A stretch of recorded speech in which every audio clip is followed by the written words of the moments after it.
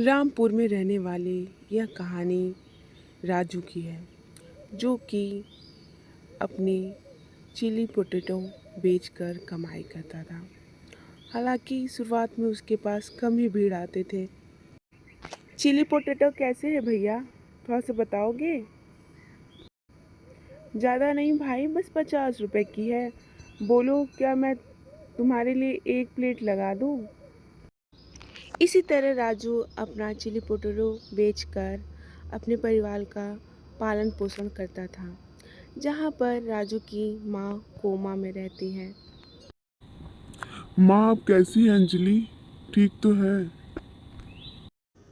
मैं क्या बताऊँ, इलाज तो मैं कर ही रही हूँ, ख्याल रख रही हूँ, लेकिन कुछ भी सुधार नहीं दिख रहा।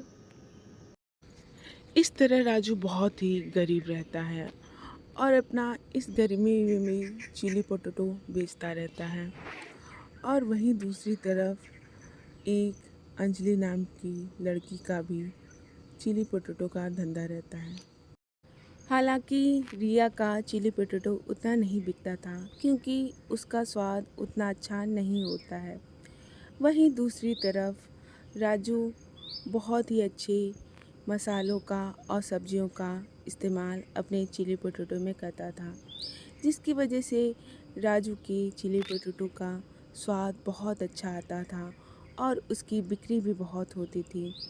और दिन पे दिन राजू की चिली पोटैटो के लिए भीड़ लगने लगती है और इससे राजू का बहुत अच्छा कमाई होता था। लेकिन ये खुशी भी ज़्यादा दिन तक नहीं रहने वाली होती है। वहीं मेरा चिली पोटैटो राजू के चिली पोटैटो से बहुत ही अच्छा है। हाँ नहीं तो, और इतना सस्ता भी है, केवल 20 रुपये प्लेट देती हूँ और वो तो 30 रुपये प्लेट देता है। तुम लोग कैसे खाते हो? अरे राजू का चिली पोटैटो बड़ा ही बढ़िया रहता है, भले ही महंगा है तो क्या, लेकिन हम लोग को वही अच्छा लगता है। इस तरह अंजलि के ढाबे पर एक ही दो लोग आते थे। एक दिन राजू घर आता है, तभी देखता है कि उसकी बेटी बीमार हो गई रहती है। चिंटू को क्या हुआ? ये कैसे कंबल ओढ़कर सोई हुई है? क्या हुआ, सब ठीक तो है? बोलो। कुछ ठीक नहीं है, जब से स्कूल से आई है तब से इसी तरह लेटी हुई है और सो भी नहीं पा रही है। कह रही है बहुत ठंड लग रहा है, बहुत बुखार है।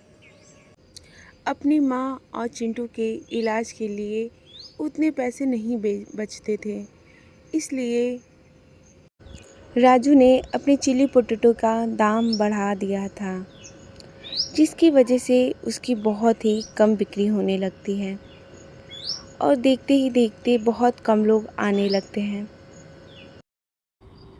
भाई, केवल 70 रुपये प्लेट किए हैं मैंने। और इतना महंगाई में ज़रूरी भी है। अब आप लोग को खाना है तो खाइए, नहीं खाना है तो नहीं खाइए। इस तरह से सारी भीड़ अंजलि की दुकान पर आ जाती है और सभी 20 रुपये प्लेट की चिली पोटैटो खाने लगते हैं। अंजलि, केवल 20 रुपये प्लेट की तुम बेचती हो? तुम्हारा सही है, इतना महंगा भी तो नहीं है। हम लोग तुम्हारा ही चिली पोटैटो अब खाएंगे। राजू ने तो अपना दाम बहुत बढ़ा दिया है। अब हम गरीबों के लिए तो भाई। मैंने तो पहले ही बोला था कि मेरा चिली पोटैटो अच्छा है। देखो अब मेरे लिए लाइन भी लगने लगा है। इस तरह से अंजलि की दुकान पर बहुत सारी भीड़ आ जाती है और वहीं दूसरी तरफ राजू की दुकान पर कोई भी नहीं रहता है, जिसकी वजह से राजू बहुत ही निराश हो जाता है कि दाम बढ़ाने पर उसकी दुकान पर अब कोई नहीं आता है और एक दिन उदास होकर वह अपने घर जाने लगता है। सुनिए जी, हमें चिंटू और माँ जी का इलाज कराना होगा, क्योंकि उनका तबीयत और बिगड़ गया है। अब और नहीं घर पे रख सकते हैं और आप आज कुछ कमा कर भी नहीं लाए हैं। मैंने लालच में आकर अपना चिली पोटैटो का दाम बढ़ा दिया था कि थोड़े पैसे और एक्स्ट्रा आ जाएंगे, लेकिन मेरी सारी भीड़ उस अंजलि के ढाबे पर चली गई है, इसलिए आज कोई भी कमाई नहीं हो पाया। इस तरह से राजू और उसकी पत्नी बहुत ही मायूस होते हैं और राजू कर्ज लेने के लिए अपने दोस्त की दुकान पर चला जाता है। डब्बू भाई, मुझे कुछ पैसे उधार चाहिए थे, क्या आप मुझे देंगे? अपनी माँ और बिटिया का इलाज कराना था। मेरा दुकान तो बंद हो गया है, मैं बहुत ही परेशान हूँ। हाँ हाँ राजू, क्यों नहीं।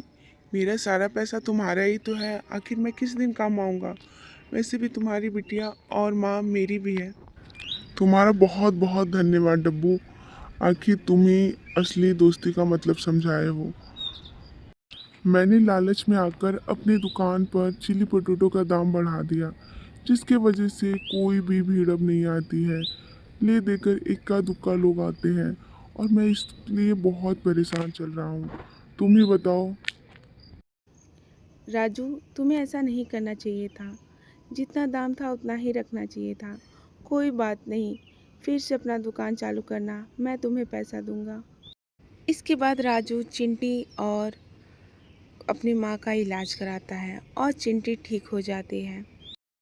सुनीता, मैं अब फिर से अपना दुकान चालू करूँगा और उससे भी कम दाम पर अब बेचूँगा, और मुझे उम्मीद है कि मेरा दुकान फिर से चलने लगेगा। इसके बाद राजू अपने चिली पोटैटो का दाम 40 रुपये रख देता है और सभी लोग को बुला बुलाकर खिलाने लगता है। अरे भैया, केवल 40 रुपए? क्या बात है। चलिए बढ़िया है, वैसे भी मैं आपकी चिली पोटैटो को बहुत ही मिस कर रही थी। चलिए बढ़िया है कि आपने कम कर दिया, अब पहले की जैसे सब लोग आने लगेंगे आपके पास। और देखते ही देखते बहुत सारी भीड़ पहले जैसे आने लगती है और अब राजू पहले से ठीक रहता है, क्योंकि अब सारी भीड़ उसकी आ गई रहती है। और वहीं दूसरी तरफ अंजलि का ढाबा फिर से ठप हो जाता है और उसकी दुकान पर कोई भी नहीं जाता है।